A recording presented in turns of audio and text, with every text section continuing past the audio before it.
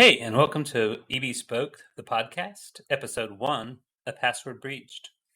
This is going to be a little bit about the LastPass breach that happened a few weeks ago, so it's a little bit old news, but I'm mainly doing this because I talked about this all on a LinkedIn Live event a while back, and the audio quality was horrible.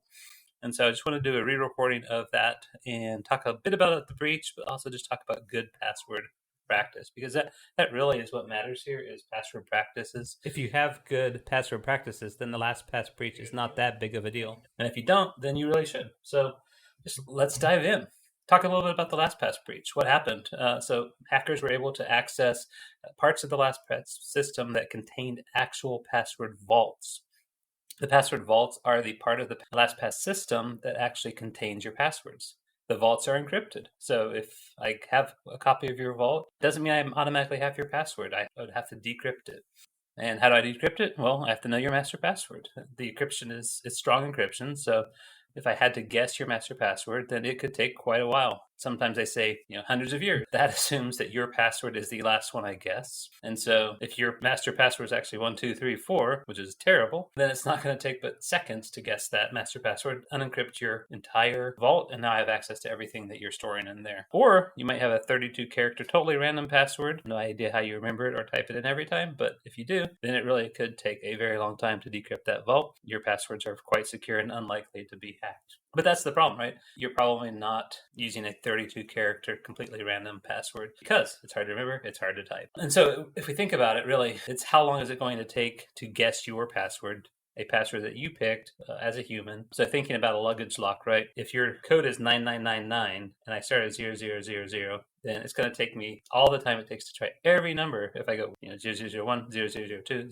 003, all those tries, then hey, the last guess is the last possible. We know that's not how you guess on a luggage lock, right? You would try 1234, 1111, 2222. So I would probably get your code if it's 9999 really quickly. And that's just the human natures. We pick passwords that are easy for us. And so if a hacker wanted to guess your password, if they wanted to program a cracking device, they're going to focus on common pattern. Lots of people think that they should use combination of uppercase, lowercase, numbers, special characters. Well, a lot of people do. And a lot of people do it in the order I just said. So uppercase is the first letter, some lowercase, some numbers, and some exclamation points. So, Happy New Year 2023, exclamation point. Capital H, capital N, capital Y, 2023, exclamation point. It fits that complexity rule that we see often and is super easy to guess because it follows such common conventions. You might even have some number substitution. So it's instead of happy, it's H4PPY or N3W, right? But again, people who are trying to guess your passwords know all these substitutions and they're programming those in. So from the beginning, if we've picked a password, if we follow these typical patterns, we are constraining ourselves. So when we constrain ourselves,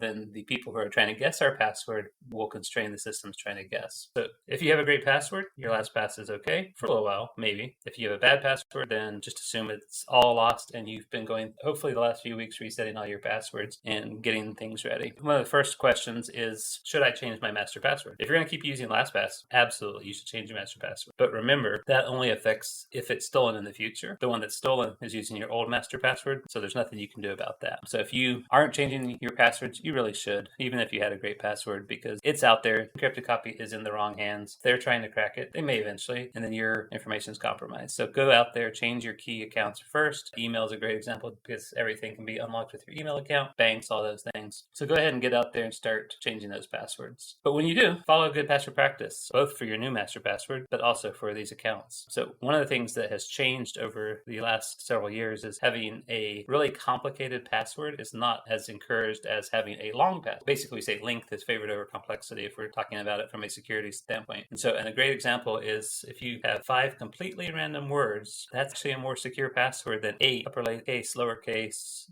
special character numbers. And so if you have a site that supports really long passwords, having 5 separate random words is actually a great password approach. Not those exact words, pick your own, or even better, have a password manager pick them for you. Because one of the things that is kind of interesting is we're not good at random things. So if I said, hey, pick 5 random words, you might look around your office and say fan, desk lamp, mouse, glasses. Hey, 5 random words, cool. Obviously not that random, right? Because They're things that people typically find around their office. Likewise, if you got to have a kind of random letters and numbers, you might just drag your finger over the keyboard and it feels random because it's not typing any words. But the keys are in a certain order on the keyboard. And so basically, if you have an O, then you know that your next letter is an I, P, or a K, or an L, or whatever, right? And so again, because we're not actually good at random, systems that crack the passwords are going to try more likely combinations like that before they go to truly random passwords. So if you have a password manager, it has a way to randomly generate passwords. Use it because it's going to be a lot more random than you are. Have good long passwords. Have passwords that meet the rules. So you may have a website that doesn't allow you just to have words.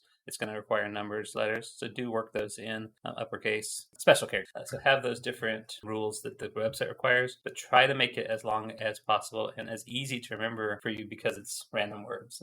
So you can basically balance those two. As you're doing that, go ahead and take the next step and find out if that service has the ability to have multi-factor authentication, because ultimately your password is a weak point, even if it's a good password.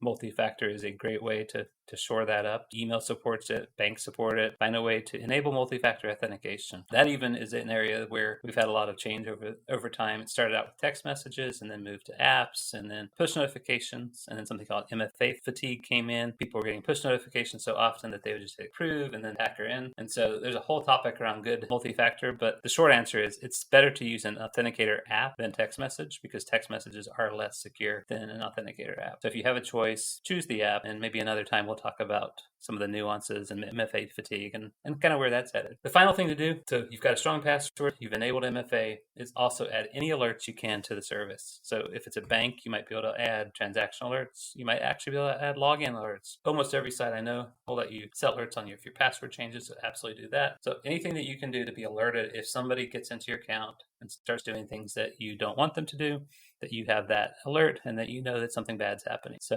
take those 3 steps, have a good strong password, enable MFA, enable alerting, and you should have a kind of be able to overcome the fact that LastPass password vault might have been stolen. And so kind of the last part of that is, all right, so LastPass, the vaults are stolen. Should I even use a password manager? If I don't, what am I doing to manage my passwords? Because I think I'm supposed to have a different password for every website, right? Yes, you are. So please do use a password manager because it's almost impossible to remember all these passwords. Typing them in a text document, typing them in Word document, Excel file, you can encrypt those, but that's a little bit harder. Be careful if that's your approach. A book next to your computer with all your passwords is obviously not encrypted for most people, and so not a secure option. If somebody were to get that book, or if you share your house with others, roommates, family, then they have access to all your passwords. A good password manager is going to store and encrypt that data locally. It might back it up to the cloud, but the key, the ability to decrypt it, is only going to be on your local computer, or if you synchronize it with your cell phone or something. And so that way you may have a backup copy of your password manager data in the cloud, but it's not decryptable in most cases because of the way the password manager works. So check out how the password manager works. If it's storing it locally and there's no cloud version, that's obviously more secure, but a little bit higher risk if something were to happen to that computer. And there's other types where they can synchronize through the cloud, but they're not really cloud-based. And so those can be a little bit more secure than one that's 100% cloud-based. But decide for yourself which one's going to be the best balancing of capabilities and security. And you may even decide to have more than one. You could use your browser built-in password manager, for example, for the websites you just don't care about, but you still need to have a username password. You could use a cloud backup for the medium security ones, and then have maybe an offline local password manager for your very secure ones that you really need to protect, like your bank or your email. All of those are things to consider. I hope this was helpful. High level view, short. Didn't want to take up a bunch of time today, dive into all these details. If you have any questions, if you listen to this, please reach out. I'm happy to direct you to more details on anything we talked about. If you have LastPass, please do change your master passwords. Please do change your critical passwords. If you don't have it and they're thinking about a password manager, I still say use one. And if nothing else on your services you're using today, strong password, enable MFA, enable alerts, and otherwise stay safe out there. Thanks, and I'll talk to you next time. Thanks for listening to episode 1 of EB Spoke, the podcast. This was A Password Breached. Looking forward to the next one. Thanks.